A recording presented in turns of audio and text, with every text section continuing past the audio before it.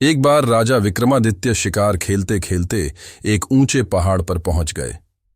वहां उन्होंने देखा कि एक साधु गहरी तपस्या में लीन है। राजा ने साधु की साधना में विघ्न डालना उचित नहीं समझा और उसे श्रद्धापूर्वक प्रणाम करके लौटने लगे। तभी साधु ने पीछे से आवाज दी और राजा को रुकने को कहा। साधु ने प्रसन्न होकर राजा को एक फल दिया और कहा, जो भी यह फल खाएगा उसे तेजस्वी और यशस्वी पुत्र की प्राप्ति होगी।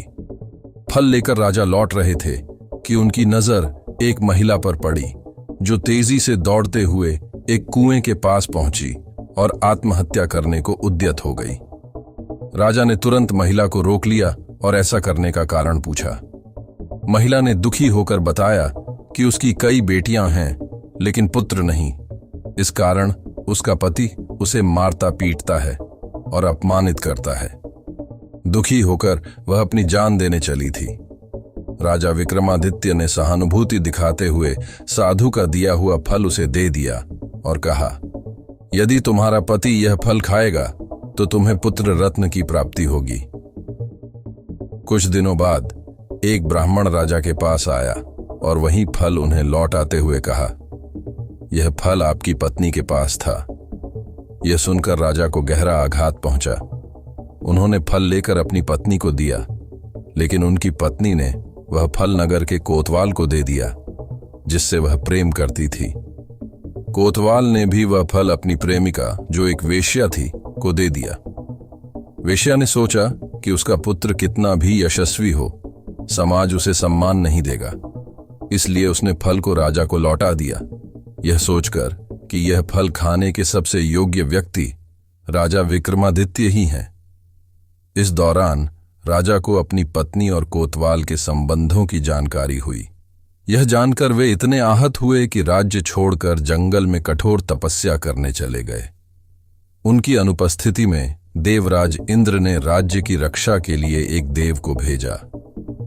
कुछ समय बाद राजा का मन प्रजा की चिंता में व्याकुल हुआ और वे वापस राज्य लौट आए। लेकिन राज्य में प्रवेश करते ही उन्हें देव का सामना करना पड़ा। अपनी पहचान साबित करने के लिए राजा ने देव से युद्ध किया और उसे पराजित किया। देव ने बताया कि उनका एक पुराना शत्रु, जो एक तांत्रिक सिद्धि प्राप्त कर रहा है, उन्हें मारने का प्रयास करेगा।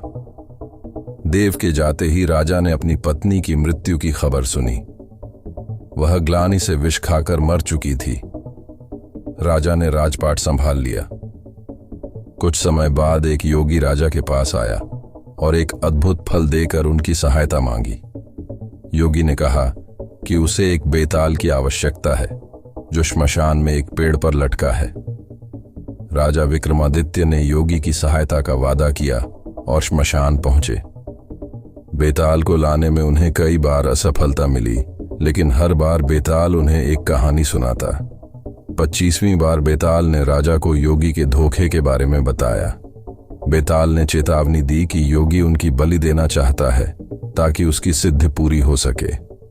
राजा ने बेताल का आभार व्यक्त किया और उसकी सलाह पर चलते हुए योगी को पराजित कर दिया। योगी का वध होने के बाद देवी प्रसन्न हुई और राजा को 2 बेताल सेवक उपहार में दिए। उन्होंने कहा कि स्मरण करने पर ये बेताल तुरंत राजा की सेवा में उपस्थित होंगे।